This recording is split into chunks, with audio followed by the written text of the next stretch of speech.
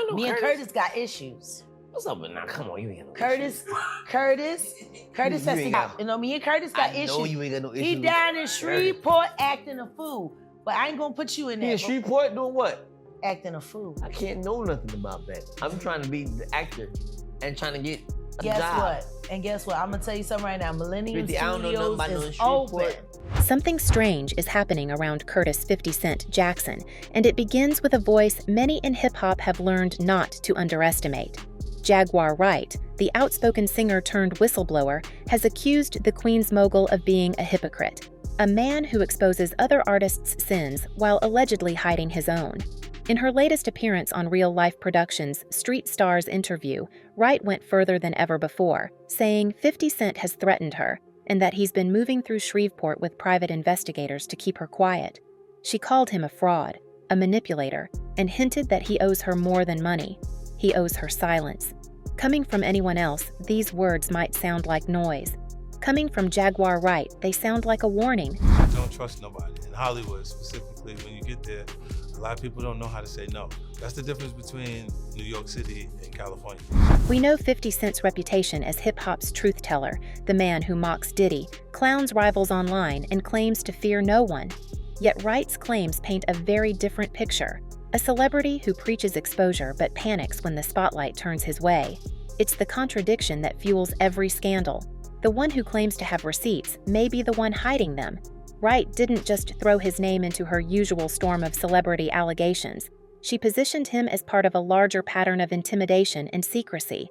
Her tone wasn't careless gossip. It was a challenge to power, delivered on record during a filmed conversation already seen by hundreds of thousands of viewers. Wright's credibility has long been tied to her willingness to name names. She has accused Diddy of exploiting young performers, claimed Jay-Z and Beyoncé control more than their public image, and once said the people behind black television are tied to federal operations. Each statement has drawn backlash, legal warnings, or takedowns, but no one has managed to fully discredit her. Every time, she returns with more. By the time she turned her focus to 50 Cent, she had already survived lawsuits, network bans, and online harassment. That history gives her accusations against Curtis Jackson a sharper edge. They come from someone used to fighting industry giants and living to tell it. Can he produce himself You mean Mr. right now? Jackson if you're nasty? Can 50 Cent produce himself right now? Because I'm a he been bullying people, man. I ain't gonna be on set getting shot at.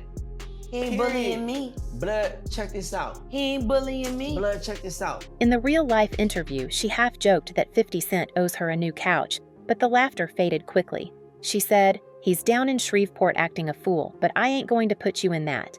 To her followers, that line sounded like code, suggesting there's more beneath the surface, something she's still choosing not to reveal. Within hours, bloggers connected her comments to unverified reports of Jackson's private team operating in Louisiana during a film project. Allegedly, Wright believes those investigators weren't there for business, they were there for her. If true, it would mean the man known for clowning rivals might be running quiet damage control in the shadows. The irony is impossible to ignore. This is the same 50 Cent who has spent years exposing others, posting mugshots, digging up court records, and laughing at the ruins of his enemies. His recent campaign against Sean Diddy Combs proved how far he'll go to publicize another man's downfall. He's producing a documentary series about Diddy's alleged crimes, positioning himself as the moral voice of hip-hop. Yet, while he lectures others on accountability, his own legal files are thick with sealed settlements, bankruptcy filings, and assault accusations. Court archives show arrests dating back to 1994 for substance possession, a 2003 weapons case, a 2004 crowd-jumping incident that left multiple people injured, and a 2013 domestic dispute that cost him fines and probation. Wright's narrative, that he's built a fortune on hiding what he once condemned, suddenly doesn't sound far-fetched. I'm over Curtis. I'm over Curtis. I know, and Because the only reason he's kissing up to Jay-Z right now, trying to manipulate the circumstances of what's supposed to happen at the Super Bowl. And then there's the Shreveport connection. In 2023 and early 2024, Jackson spent extended periods in Louisiana filming Skill House, a movie he produced under his G-Unit banner. Not long after, he filed a $5 million lawsuit to stop its distribution, claiming breaches of contract. At face value, it looked like a business dispute. But insiders in the local production scene told reporters that the lawsuit arrived just as rumors about offset misconduct began circulating. Those whispers never reached mainstream outlets, but Wright's reference to Shreveport reignited them. Was the lawsuit about creative control, or was it an attempt to bury what really happened during the shoot? The timing makes the question unavoidable. Meanwhile, Jackson's pattern of aggressive legal maneuvers continues to grow. He sued former partners, production companies, and ex-employees over leaks and defamation. To the public, he frames these actions as protection of his brand. But when viewed alongside Wright's claims of threats and surveillance, they take on a different tone.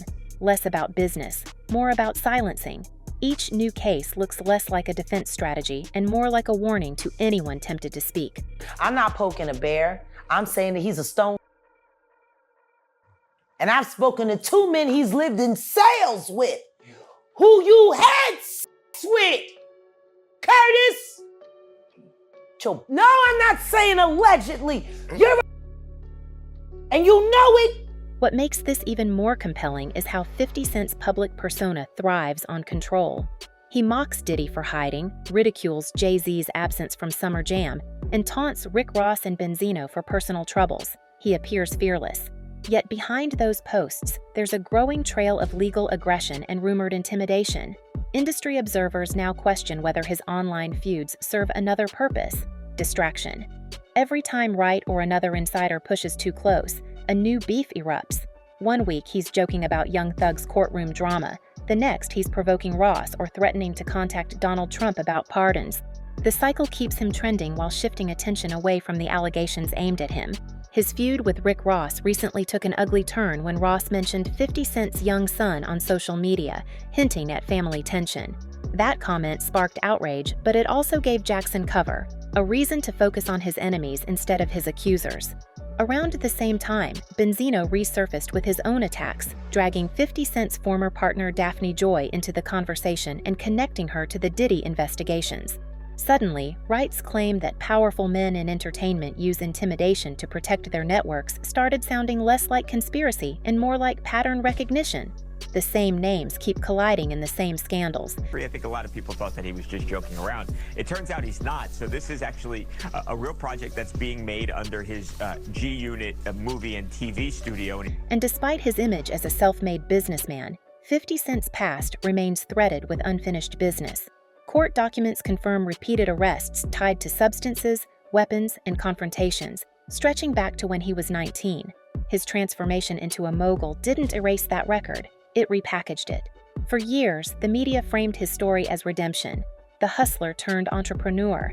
But Wright's accusation reframes it as reinvention by concealment, suggesting the same ruthless instincts that helped him survive the streets are now being used to control narratives and bury inconvenient truths.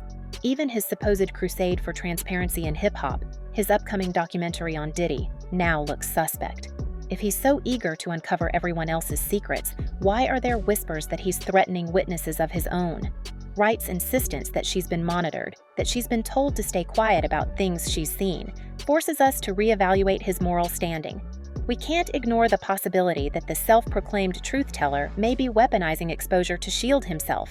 They once worked together a long time ago. They're not friends now. They don't like each other. And yeah, 50 has taken every shot, especially when Diddy has been down.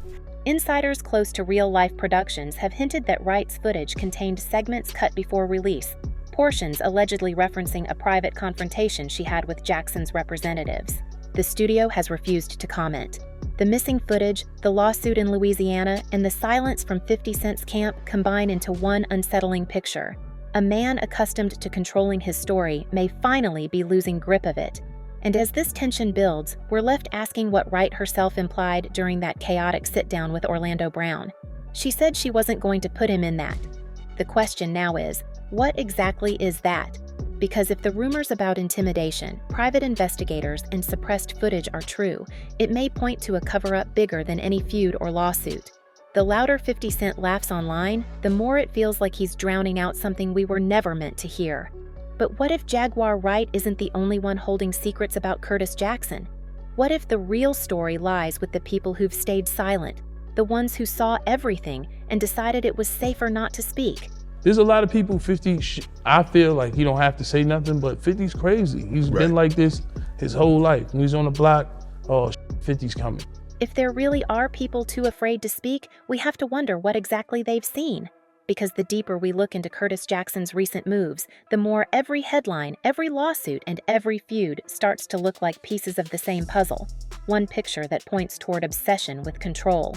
Jaguar Wright may have been the first to say it out loud, but the pattern stretches years back.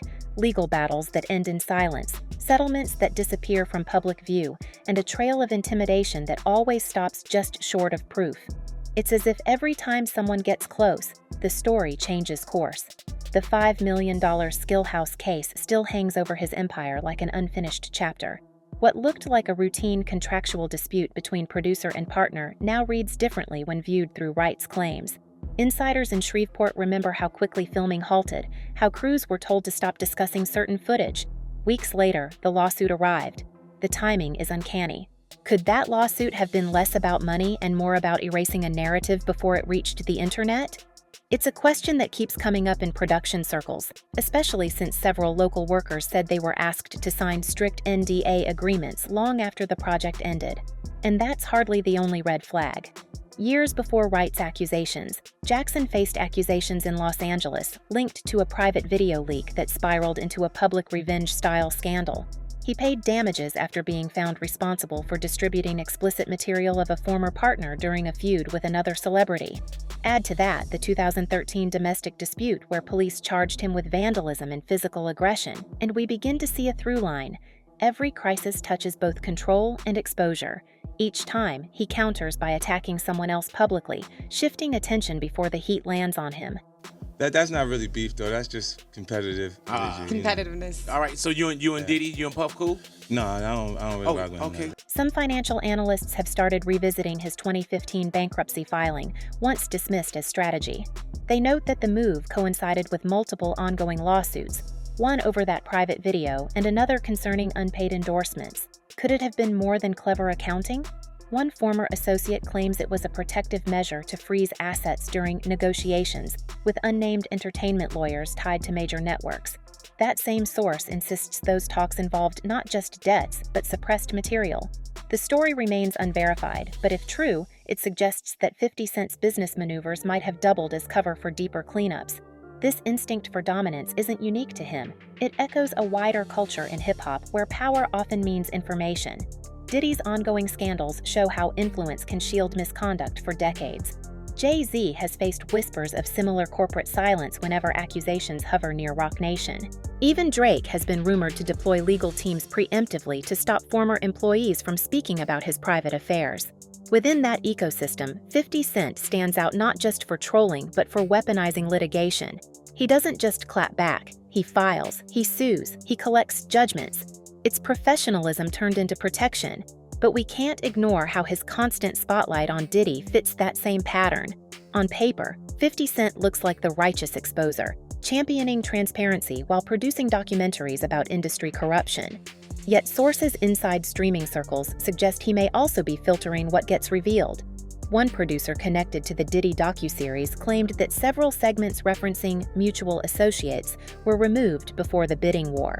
The network hasn't confirmed that edit, but speculation points to concerns that including 50 Cent's own name in proximity to Diddy's crimes would blur the line between journalist and participant. It's telling that Jackson himself has bragged about ghostwriting for Diddy back in 2001, the very era now under federal investigation. What does he really know about the stories he's exposing? Ross and 50, right? Ross is not, they got a beef because 50 didn't say what up to him. That's just a New York thing. Right. At one of the awards. I wasn't there, but that's how it sparred. Right. They ain't say what's up to me. Because down south, y'all have more of a... Yeah, hey, how you doing? Bring you an apple pie to your crib. From New York, it's looking right straight right. Absolutely. We've also heard from two former tour staffers who claim that in the mid-2000s, Jackson maintained private contacts in both Miami and New York tied to Combs's business ventures. One of them insists that some of the same individuals later appeared in the investigations connected to trafficking allegations. Again, none of this is confirmed. But when we trace Wright's accusation that the same people run everything, these coincidences start to look less random. If even a fraction of that network overlaps, 50 Cent's role as Diddy's loudest critic could also be a diversion. Get ahead of the storm before it circles back. Meanwhile, Wright hasn't backed down. Since that explosive interview, she's hinted online that she has recordings and emails proving that attempts were made to pressure her into retracting her comments. She hasn't released them yet, saying only that she's keeping them safe. Fans believe those files might contain evidence of the threats she described. Some even suspect her temporary disappearance from social media earlier this year wasn't self-chosen. The fact that she returned days later, calling out unnamed New York men in suits, has only added fuel. If she truly holds receipts, what could be so dangerous that it draws this level of pushback? I was locked up with one of Diddy's security guards, Big Bones. Word. That was Diddy, like, man. That was my man. That's my man till this day. Named Bonds. It's my dude. And then there's the question of alliances. In recent months, 50 Cent has renewed his feud with Rick Ross and Benzino, both of whom have tied his name to personal controversies involving Daphne Joy, the mother of his son. Their attacks might seem petty, but they could also signal that other insiders are testing boundaries, gauging how far they can go before his lawyers react. Each jab reveals a tiny piece of the tension surrounding him. Each silence that follows feels strategic. We can see how this web keeps expanding. Lawsuits, revenge leaks, threats, production shutdowns, social media wars. All of it orbiting one man whose entire brand rests on being untouchable. But what happens when the man who built an empire on exposing others becomes the one whose secrets start to leak? How long can Curtis Jackson keep his house in order before someone else breaks the code of silence that surrounds him? Maybe Jaguar Wright isn't just fighting her own battle. Maybe she's the opening act of something much bigger, because if her claims are even half true, then what we're seeing isn't just another celebrity feud, it's the early tremor of a reckoning that could shake the entire culture. So we have to ask, when the truth about 50 Cent finally surfaces, will he still be the one holding the camera, or the one being filmed? Until the next reveal, we'll be watching closely. Stay sharp, stay curious, and remember, some stories don't end, they only go quiet.